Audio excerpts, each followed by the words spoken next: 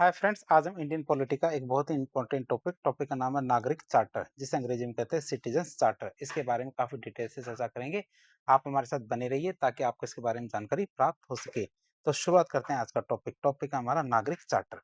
तो नागरिक चार्टर क्या होता है? नागरिक चार्टर हमारा सुशासन मतलब गुड गवर्नेंस को बढ़ावा देने वाला एक बहुत ही महत्वपूर्ण दस्तावेज होता है। नागरिक चार्टर क्या होता है? हमारा सुशासन मतलब गुड गवर्नेंस को बढ़ावा देने वाला एक बहुत ही महत्वपूर्ण दस्तावेज होता है। सबसे पहले इसकी परिभाषा की बात करते हैं। यदि परीक्षा में आपसे पूछा जाए कि नागरिक चार्टर क्या होता है, तो आपको क्या बताना है कि नागरिक चार्टर एक सार्वजनिक दस्तावेज है। नागरिक चार्टर क्या? एक सार्वजनिक दस्तावेज है जिसे एक संगठन के द्वारा नागरिकों के प्रति अपनी सेवाओं के मानकों, गुणवत्ता, समय सीमा, पारदर्शिता और शिकायत निवारण तंत्र, कौन-कौन सी चीजें हैं हमारे जो हमारे संगठन है नागरिकों को देते हैं, उन सेवाओं के मानक, गुणवत्ता, समय सीमा, पारदर्शिता और शिकायत निवारण तंत्र को औपचारिक रूप से और सार्वजनिक रूप से घोषित करने के लिए तैयार किया जाता है। तो उस सार्वजनिक दस्तावेज को हम क्या बोलते हैं? नागरिक चार्टर कहते हैं। फिर वैश्विक विश्वास की बात करें, क्या वैश्विक विकास की बात करें, ऐसा नहीं नागरिक चार्टर का विकास हमारे देश में हुआ था। नागरिक चार्टर का विकास हमारे अन्य देशों में हुआ था। शुरुआत की बात करें कैसे हुआ, शुरुआत की बात करें मैं नागरिक चार्टर की, तो नागरिक चार्टर आंदोलन की शुरुआत हमारे 1991 में, कब? 1991 में यूनाइटेड किंगडम मतलब यूके में उस समय के प्रधानमंत्री थे जॉन मेजर, उनके द्वारा की गई थी। आप इसे याद रखेंगे, कब? 1991 में यूके में जॉन मेजर के द्वारा नागरिक चार्टर आंदोलन की शुरुआत की गई थी। उस समय का मूल विचार क्या था? मूल विचार ये था कि सार्वजनिक सेवाओं को नागरिकों की नजर से देखना। जो सार्वजनिक सेवाएं हैं, सरकार के द्वारा नागरिकों को दी जाने वाली सेवाएं हैं, उनको क्या है? नागरिकों की नजर से देखना, मतलब सिटीजन क्राइटेरिया से देखना। ये सिटीजन सेंट्रिसिटी की बात करें और सेवा प्रदाताओं की जवाबदेही को बढ़ाना, मतलब अकाउंटेबिलिटी को बढ़ाना। तो हमारे नागरिक चार्टर का मूल उद्देश्य या मूल विचार क्या था? सार्वजनिक सेवाओं को नागरिकों की नजर से देखना और सेवा प्रदाताओं की जवाबदेही तय करना या जवाबदेही को बढ़ाना। चार्टर मार्क स्कीम की बात करें, क्या चार्टर मार्क स्कीम क्या थी? तो यूके में अच्छा प्रदर्शन करने वाले जो लोक सेवक थे, जो कि यूके में अच्छा प्रदर्शन करते थे, उन लोक सेवकों को सम्मानित करने के लिए ये स्कीम शुरू की गई थी कि जो अच्छा प्रदर्शन करेंगे उनको सम्मानित करेंगे। किसके माध्यम से? चार्टर मार्क स्कीम के जरिए। अब बात करेंगे, ये तो हमने शुरुआत की बात की वैश्विक स्तर पे। अब भारत में इसके विकास की बात करें, तो शुरुआत की बात करें तो भारत में ये पहल 1997 में शुरू की गई थी। कब? 1997 में हमारे जो नागरिक चार्टर है इसकी शुरुआत की गई थी। बात करें नोडल एजेंसी की, तो प्रशासनिक सुधार एवं लोक शिकायत विभाग DARPG है। कार्मिक, लोक शिकायत और पेंशन मंत्रालय के तहत जो विभाग की बात करें तो विभाग कौन सा? प्रशासनिक सुधार लोक शिकायत विभाग DARPG, जो किस मंत्रालय के अंतर्गत आता है? मंत्रालय का नाम है हमारे कार्मिक, लोक शिकायत और पेंशन मंत्रालय। इसके तहत इसके निर्माण और कार्यान्वयन में अग्रणी भूमिका निभाता है। तो ये विभाग क्या हमारे नागरिक चार्टर के निर्माण और कार्यान्वयन में अग्रणी भूमिका निभाता है। 1996 की बात करें तो हमारे सन 1996 में मुख्य सचिवों के दिल्ली में आयोजित एक सम्मेलन के दौरान, ये हमारे दिल्ली में सभी मुख्य सचिव थे, उनका एक सम्मेलन आयोजित किया गया था 1996 में। तो इस सम्मेलन के दौरान भारत में पहली बार नागरिक अधिकार पत्र पर चर्चा की गई थी। तो पहली बार कब चर्चा की गई? 1996 में, जब दिल्ली में हमारे सारे के सारे मुख्य सचिव थे, उनका सम्मेलन आयोजित हुआ था, तब पहली बार भारत में नागरिक अधिकार पत्र पर चर्चा की गई थी। और इस सम्मेलन का क्या शीर्षक था? तो इस सम्मेलन का शीर्षक था उत्तरदायी और जवाबदेही प्रशासन। ये उत्तरदायी और जवाबदेही प्रशासन इसका हमारे शीर्षक था, मतलब रेस्पॉन्सिव एंड अकाउंटेबल एडमिनिस्ट्रेशन इसका शीर्षक था। किसका? इस सम्मेलन का, जो 1996 में आयोजित किया गया था। फिर उसके अगले साल हमारे 1997 में कौन सा सम्मेलन होता है? हमारे मुख्यमंत्रियों का सम्मेलन होता है। पहले तो मुख्य सचिव का सम्मेलन हुआ 1996 में, 1997 में हमारे मुख्यमंत्रियों का सम्मेलन हुआ। तो इस सम्मेलन के दौरान भारत में दूसरी बार और पुनः नागरिक अधिकार पत्र पर चर्चा की गई। उस समय भारत के प्रधानमंत्री कौन थे? उस समय भारत के प्रधानमंत्री हमारे इंद्र कुमार गुजराल थे। और सम्मेलन का शीर्षक क्या रखा गया? हमारे उत्तरदायी और जवाबदेही प्रशासन, मतलब रेस्पॉन्सिव एंड अकाउंटेबल एडमिनिस्ट्रेशन उस समय जो सम्मेलन था, तो सम्मेलन का शीर्षक रखा गया था। इसके बाद हमारे पहले चार्टर की घोषणा की जाती है। बात करें भारत में 1997 में पहली बार खाद्य एवं नागरिक आपूर्ति मंत्रालय, क्या खाद्य और नागरिक आपूर्ति मंत्रालय मतलब ministry of food and public distribution, इसके द्वारा नागरिक चार्टर लागू किया गया था। किसके द्वारा सबसे पहले नागरिक चार्टर लागू किया गया? हमारे खाद्य एवं नागरिक आपूर्ति मंत्रालय के द्वारा नागरिक चार्टर लागू किया गया। कब? हमारे 1997 में। वैधानिक प्रयास की बात करें तो चार्टर को कानूनी शक्ति देने के लिए, क्या? चार्टर को कानूनी शक्ति देने के लिए वर्ष 2011 में एक विधेयक संसद में लाया गया था। कब? विधेयक संसद में लाया गया था, कब? 2011 में। पहले राज्य की बात करो तो पहला कौन-सा राज्य है जिसने इसके ऊपर कानून बनाया है? तो वर्ष 2010 में, कब? वर्ष 2010 में मध्य प्रदेश पहला राज्य बनता है जिसने सिटीज़न चार्टर एक्ट लागू किया है। किसने? हमारा मध्य प्रदेश पहला राज्य बनता है जिसने हमारा सिटीज़न चार्टर एक्ट लागू किया है। अब सिटीज़न चार्टर की बात करें तो सिटीज़न चार्टर की विशेषताएँ और मूल सिद्धांत क्या है? सिटीज़न चार्टर की मूल विशेषताएँ और मूल सिद्धांत क्या है? तो सिटीज़न चार्टर पारदर्शिता, उत्तरदायित्व और जवाबदेही को बढ़ावा देता है। किसको? पारदर्शिता, उत्तरदायित्व और जवाबदेही को बढ़ावा देता है कौन? Citizen charter. बात करें एक सिटीज़न चार्टर में कौन-कौन से एलिमेंट या फिर तत्व होते हैं, उसकी बात करें। तो नागरिक चार्टर के मुख्य तत्व जो इसे प्रभावी बनाते हैं वो कौन-कौन से तत्व हैं उनकी बात करें। पहला तत्व होना चाहिए विजन और मिशन वक्तव्य।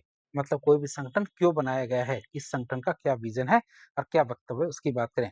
जिसमें हमारे संगठन के उद्देश्य और लक्ष्य का स्पष्टीकरण दिया जाता है कि ये संगठन क्यों बनाया गया है, इसका उद्देश्य और लक्ष्य इसका स्पष्टीकरण दिया जाता है।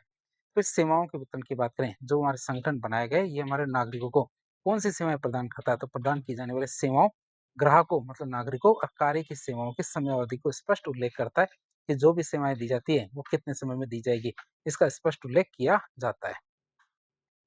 फिर सेवा मानक और मानदंड की बात करें, किसकी सेवा मानक और मानदंड की बात करें तो प्रत्येक सेवा के लिए निश्चित गुणवत्ता और समय सीमा तय की जाती है कि जो भी सेवा हमारे संगठन के द्वारा दी जाती है तो उस सेवा के लिए निश्चित गुणवत्ता और समय सीमा भी इसके अंदर लिखी होती है। फिर शिकायत निवारण तंत्र की बात करें, किसकी शिकायत निवारण तंत्र की बात करें तो शिकायत दर्ज करने और उसे प्रभावी समाधान की जो प्रक्रिया है उसका भी विवरण इसमें किया जाता है कि यदि कोई भी दिक्कत आती है तो शिकायत किस प्रकार से दर्ज की जाएगी, किसको दर्ज की जाएगी और उसका समाधान, प्रभावी समाधान की प्रक्रिया क्या क्या होगी। तो ये भी हमारे सिटीजन चार्टर का की एलिमेंट है। फिर ग्राहकों से क्या अपेक्षा की जाती है? चार्टर के प्रभावी कार्यान्वयन के लिए नागरिकों के दायित्व का उल्लेख भी किया जाता है। ऐसा नहीं है केवल उनके अधिकारों की बात की जाती है, नागरिकों के अधिकार तो बताए जाते हैं, साथ ही साथ हमारे नागरिकों का दायित्व भी बताया जाता है सिटीजन चार्टर में। आप इस पॉइंट को नहीं भूल सकते। अब हम देखेंगे सिटीजन चार्टर के कोर प्रिंसिपल की बात करें, मूल सिद्धांत की बात करते हैं। सिटीजन चार्टर का हमारा मूल सिद्धांत या कोर प्रिंसिपल क्या है? पहला प्रिंसिपल का मूल बिंदु आता है सेवा वितरण, सर्विस डिलीवरी। तो समय पर कुशल तरीके से या समय पर कुशल तरीके से गुणवत्तापूर्ण सेवाओं तक पहुंच का अधिकार या समय पर और कुशल तरीके से गुणवत्तापूर्ण सेवाओं तक पहुंच का अधिकार पहला हमारा प्रिंसिपल है, यह मूल सिद्धांत है। दूसरा पारदर्शिता मतलब नीतियों, प्रक्रियाओं और सेवा मानकों की जानकारी नागरिकों को देना। क्या हमारे नीतियों, प्रक्रियाओं और सेवा मानकों की जानकारी किसको? नागरिकों को देना। दूसरा हमारा कोर्स प्रिंसिपल है। तीसरा कोर प्रिंसिपल आता है हमारा जवाबदेही मतलब अकाउंटेबिलिटी। तो मानकों को पूरा न करने पर, जो भी मानक तय किए गए उन मानकों को पूरा न करने पर अधिकारी की जवाबदेही तय करना। क्या कि इसके पीछे कौन अधिकारी जिम्मेदार होगा तो उसकी जवाबदेही तय करना। तो विकल्प चॉइस की बात करें, जहां संभव हो नागरिकों को सेवा प्रदाताओं और सेवाओं के बीच चयन का विकल्प भी देना चाहिए। हमारे कोर प्रिंसिपल की बात करें तो जो नागरिक चार्टर है उसके कोर प्रिंसिपल में 4 तत्व हैं। कौन-कौन से? सेवा वितरण, पारदर्शिता, जवाबदेही और विकल्प। अब हम देखेंगे नागरिक चार्टर का क्या महत्व है, क्या नागरिक चार्टर के महत्व और सुधार की क्या-क्या संभावनाएं उनकी बात करें। अब हम देखेंगे नागरिक चार्टर का जो महत्व और सुधार की संभावनाएं उनकी बात कर रहे हैं। बात करें सबसे पहले महत्व की कि नागरिक चार्टर का क्या महत्व है, मतलब इंपॉर्टेंस क्या है। तो नागरिक केंद्रितता मतलब सेवाओं को आपूर्ति संचालन से मांग संचालित बनाता है। नागरिक चार्टर क्या करता है? सेवाओं को आपूर्ति संचालित से मांग संचालित बनाता है। भ्रष्टाचार में कमी लेके आता है। तो ये हमारे पारदर्शिता और जवाबदेहिता बढ़ाता है। क्या बढ़ाता है? पारदर्शिता, जवाबदेही बढ़ाता है और इसके बढ़ने से भ्रष्टाचार में कमी आती है। फिर प्रशासनिक कार्यकुशलता में वृद्धि होती है। तो नवाचार और प्रदर्शन निगरानी को प्रोत्साहित करता है। ये हमारे क्या करता है? नवाचार और प्रदर्शन निगरानी को प्रोत्साहित करता है। सेवा की गुणवत्ता की बात करें तो सेवाओं की समयबद्धता और गुणवत्ता सुनिश्चित करता है। ये क्या करता है? सेवाओं की समयबद्धता और गुणवत्ता को सुनिश्चित करता है। फिर नागरिक सशक्तिकरण की बात करें तो नागरिकों को उनके अधिकारों और सेवाओं के बारे में जानने का मंच भी प्रदान करता है। तो इस तरह से हमने देखा नागरिक चट्टर का महत्व। महत्व में देखे 5 चीजें। 5 की पहली चीज आती है नागरिक केंद्रितता, भ्रष्टाचार में कमी, प्रशासनिक कार्यकुशलता में वृद्धि, सेवाओं की गुणवत्ता और नागरिक सशक्तिकरण। अब हम देखेंगे क्या नागरिक चार्टर में कुछ सुधार किया जा सकता है, मतलब सुधार की कोई संभावना है या नहीं। तो नागरिक चार्टर की सफलता सुनिश्चित करने के लिए इसमें सुधार जरूरी है। और सुधारकों की बात करें तो सुधार कौन कौन से होने चाहिए। पहली सुधार होना चाहिए जवाबदेही का प्रावधान। तो मानकों को पूरा न करने वाले जो अधिकारी हैं उनके लिए दंड मतलब पेनल्टी का स्पष्ट प्रावधान होना चाहिए।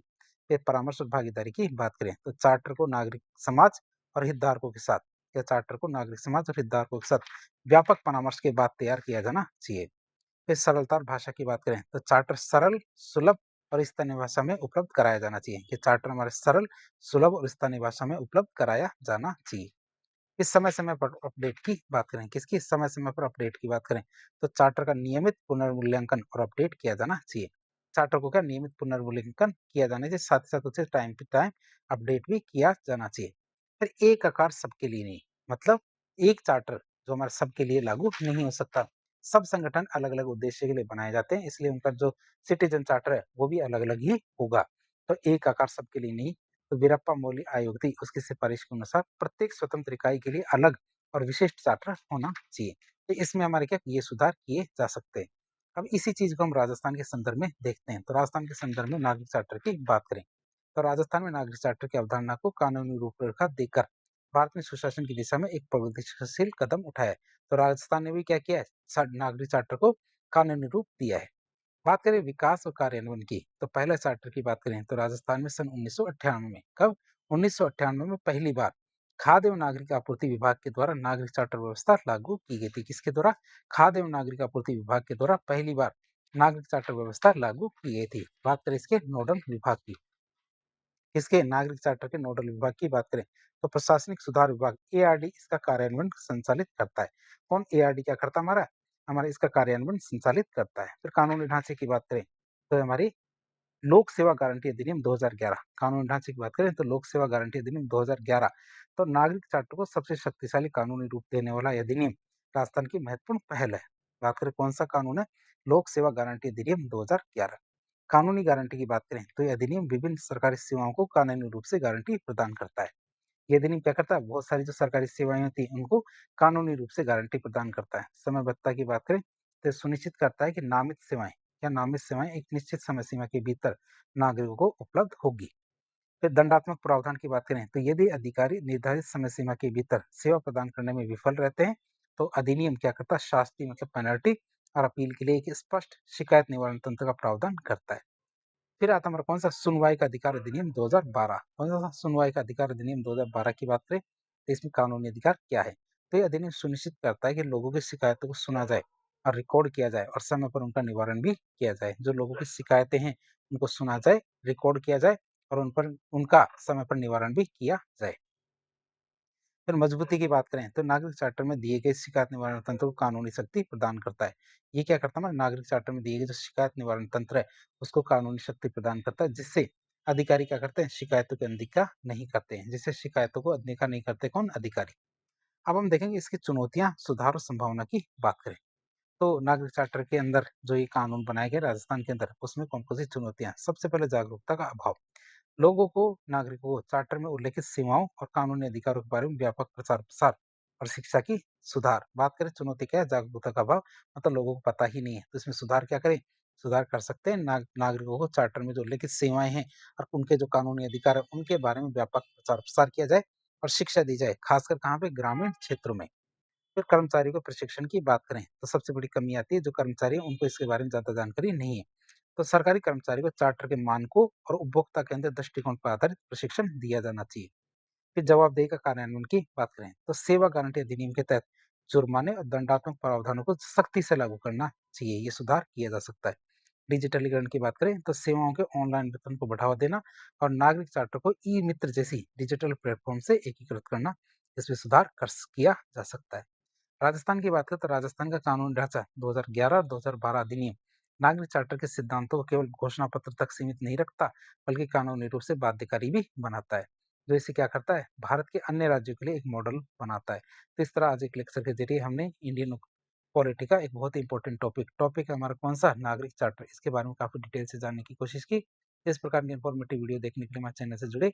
वीडियो यदि पसंद आता है तो वीडियो को लाइक करें, चैनल को सब्सक्राइब करें, अपने दोस्तों के साथ शेयर करें। धन्यवाद।